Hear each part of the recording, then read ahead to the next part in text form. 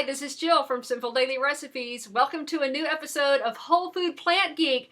Look who we have with us. It's Laura Theodore, the Jazzy Vegetarian.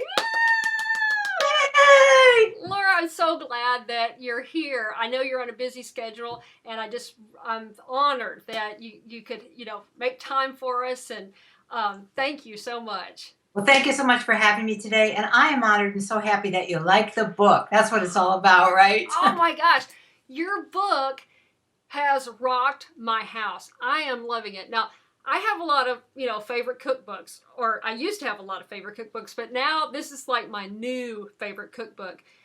You have hit it. You have hit it where I think all other vegetarian books kind of miss it when it comes to eating a true whole food plant-based diet. I've got cookbooks that say they're whole food plant-based, but the ingredients get kind of weird and they get hard to find.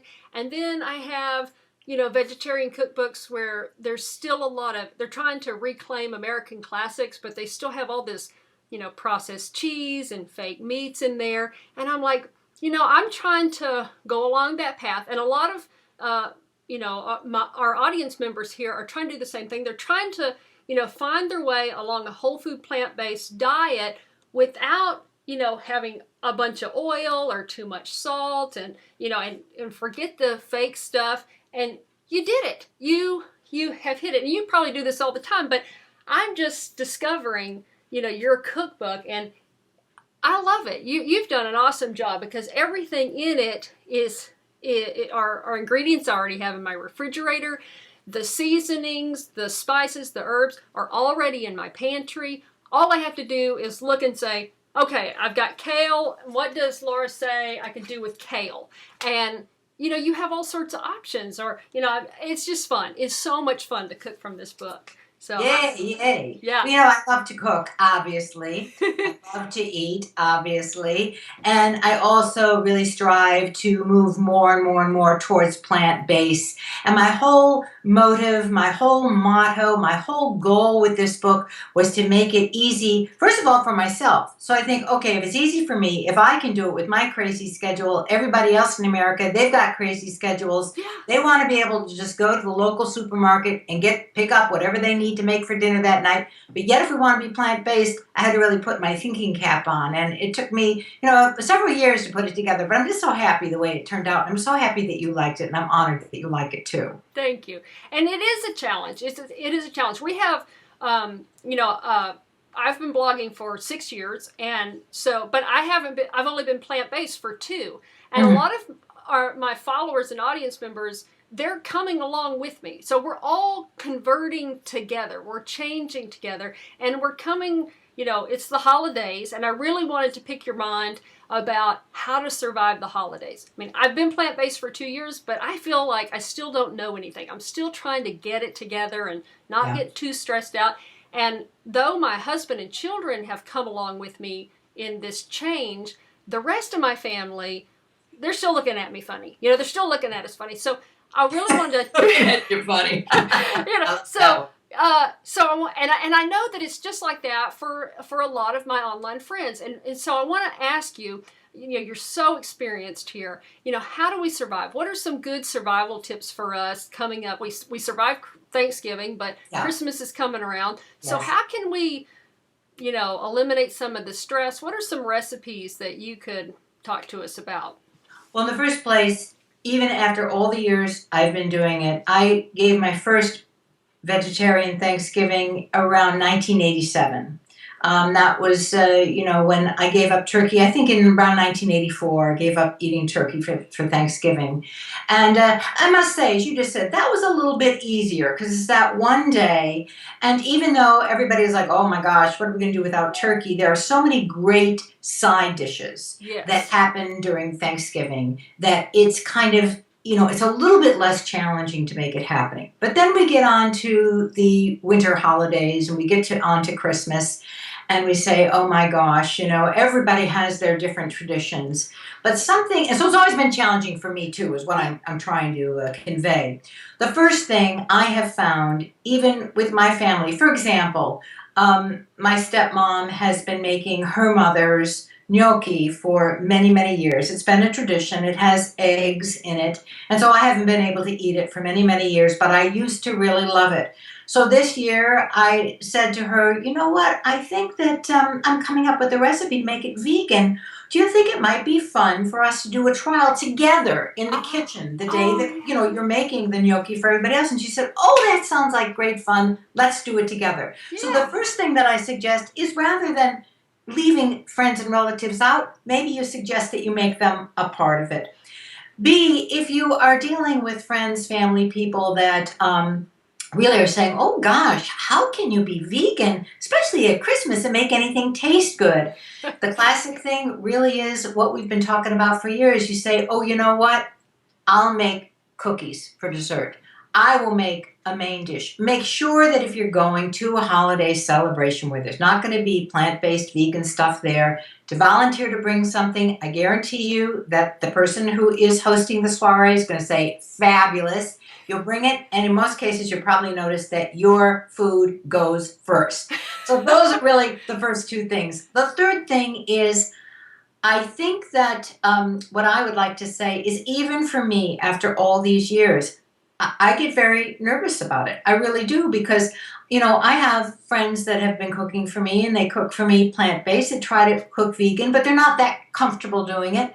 So maybe they're a little hesitant having me to their homes, but I always give them, positive reinforcement. A friend of mine says to me, oh, I really don't know how to cook vegetables. I said, but you know what, Carolyn, you've been cooking for me for years. That chili you make is absolutely fantastic.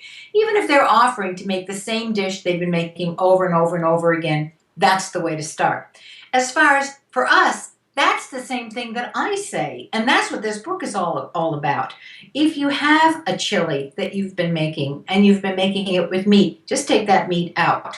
Add mushrooms instead, add zucchini instead. Use one of my recipes. If you're really cooking for a hardcore meat and potatoes bunch, do sneak in a little bit of that meat analog, and that kind of, makes it a little festive for the holidays. But the great thing that I have started doing at Christmas time is think Italian. Yes. Perhaps your family doesn't have the tradition of Italian, but my stepmom and my dad, they do. They go back. My stepmom's an Italian American. So I've been eating Italian American with them for many, many years. So I realized, well, that's such an easy, wonderful thing to adapt to a Christmas festive menu. In my book, I'm really, really proud because I came up with these festive stuffed shells. I saw those. Yeah, they're great. Delicious. Because they've got the red. Yeah, maybe you hold the book. They've got the red that we want to see at Christmas. You garnish them with a little bit of parsley. They've got that red and that green. So that makes it really, really festive. But the cool thing is what I just do with that is a very, very basic recipe.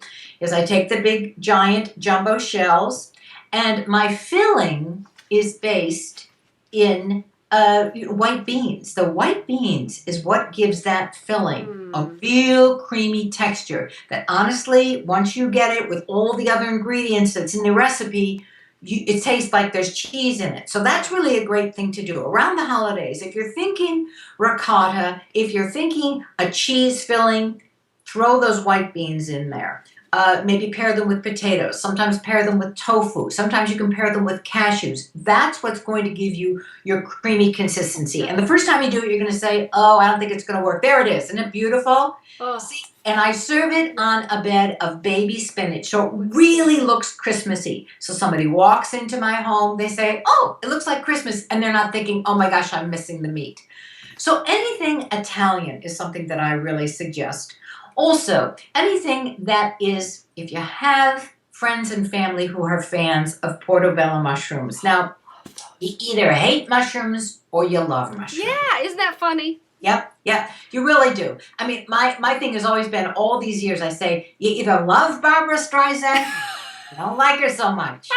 So it's the same thing with Portobello mushrooms. Sorry, Barbara, but that's the scoop. So if you have a crowd that's coming in and really loves Portobello mushrooms, That's the thing to take advantage of at the holidays. A, they're very, very easy to work with. They're very, very easy to make. They're easy to get on the holidays. They certainly aren't as expensive as meat. Watch for the sales in your supermarket. A lot of times they will sell them in bulk. A lot of times they'll sell them for a package, so they'll be a little less expensive. But the great thing to do, I do 3 main things with the Portobellos during the holidays that everybody always loves. You take that Portobello, you take the stem out, and you want to start by, of course, washing it off a little bit, turning it gill side up, and then just marinating it with a little bit of reduced sodium tamari. Or if you don't want to use tamari, use a little bit of sea salt. I do like using that reduced sodium tamari, and the reason being is that it really sinks into the gills. It starts to give it a great taste, and it really starts giving me that kind of smoky, meaty flavor. Then there's, like I said, 3 different things I do. One thing, if you want to stay really, really plain and simple, you can just turn them over, marinate them with a little bit more tamari, then turn them back over again, maybe sprinkle them with some capers or some garlic, and just tightly fold them with some foil and put them in your oven and let them bake at about 375 for about 30-45 minutes. As easy as can be. This is one of my husband's favorite things. They start to flatten out, and after that they're going to really look like steaks. So that's the easiest thing you can do. The next thing, which is always really a great hit, is take those portobello mushrooms and stuff them with your favorite stuffing, whatever it is. I like to start off with fresh whole grain breadcrumbs. You can certainly make them from sprouted bread. You can certainly make them from gluten-free bread. Add some celery. Add anything that you would normally add to your stuffing and pack them in there. Pack it high and bake those. And those also have that meaty flavor. And the third thing is a recipe, not from this cookbook, but from my first cookbook, where I take those portobello mushrooms, same thing. I just did this the other night for a Thanksgiving celebration with my friends. You want to then turn them over so that the smooth side is upwards. Okay. And then you spread a little bit of Dijon mustard and a little bit of vegan mayo. If you don't want to use vegan mayo, you can certainly use a vegan yogurt, or you can also just put some tofu into the blender, the Vitamix, blend it up, and make that into a mayo. But you want to give it a nice coating of that Dijon mustard and that mayo, whatever kind you want to use. And then, this is really cool, I get organic cornflakes, I put them in the blender with Italian herbs, with some garlic powder, with perhaps a little bit of smoked paprika, make some fantastic crumbs out of them. I do cheat a little bit and toss this with a little bit of oil for the holidays. And then you want to put that crust all over the top of those portobello mushrooms. Cover them, cook them for 30 minutes, take off the top. They are like fried portobello steaks, and they are a hit with anybody and everybody.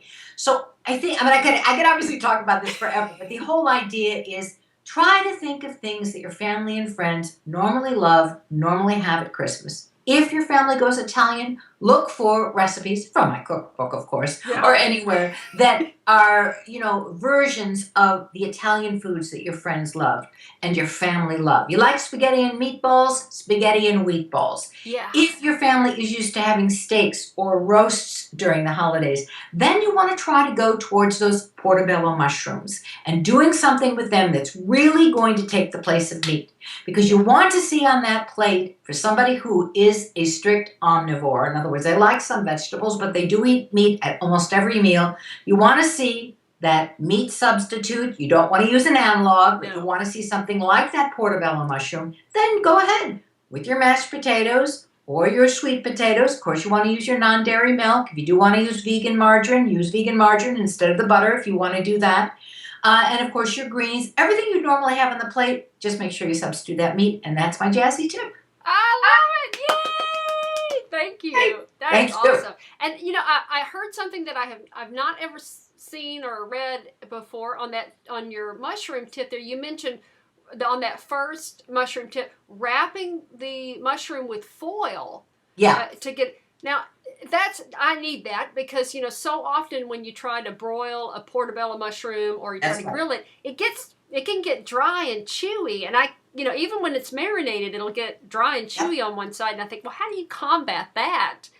That's how how you do it. You want to put them all on, let's say you're doing 6. You want to put them on a piece of unbleached parchment paper. Oh my gosh, I should have turned my phone off. Let me do that now. I'm so sorry about that. Goodness gracious. Well, I hope it doesn't call again. Sorry about that. That's okay. The thing is that I should have said, so I'm glad you brought this up again, Jill, is you want to put the mushrooms onto unbleached parchment paper. Because I used to do the old deal where you put the mushrooms in and then you put a little bit of water or broth in the bottom of the pan. Yeah. But what that ends up doing is you end up with mushroom soup. You know, you end up with soupy mushrooms. So if you take the mushrooms, you want to put them on parchment paper. That keeps them from sticking. You don't want to put them on foil because they'll stick to the foil. Okay. And then put them in a pan with a little bit of a lip and then tent that foil over but close it tightly. And that steam bakes, roast them. They get very, very tender. They start to deflate, which is what you're looking for, without getting tough. And then the last few minutes, you just want to take the foil off and brown them. And that's how it works. What a great tip. I'm Thank good. you. I'm good. I'm ready to go. All right. Well, we're out of time. And so thank you so much for coming on. And those were terrific survival tips and just awesome. Now, if everyone, you got to go over and listen to the Jazzy Vegetarian. She's on Blog Talk Radio. She's also on iTunes. Great show. Her and Pam Popper get together and talk about nutrition. Will blow your mind. I mean, I know you guys like to learn about how to eat healthier like I do, and so that's a great show to listen in on. And then, okay, for Christmas, for yourself and for all your friends, you need to go and get yourself the Jazzy Vegetarian Classics. This is a great book. It will be your next favorite book, I promise. Oh, thank you so much, Jill. I want to say, everybody, make sure to watch us on PBS. Yes. We're on the Create channel every Tuesday, every Thursday, twice a day. Do watch us. In a lot of cities, we play like 7 times a week. So do check your local listings and make sure to catch the show there. Thank you so much for having me today, Jill. You are fantastic. I love what you're doing. And I'm just so happy that you decided to have me as a guest on your show. And I hope we get to do it again. Me too. All right. You have a wonderful day, Laura. I'll see you. Happy holidays. Bye-bye. Bye.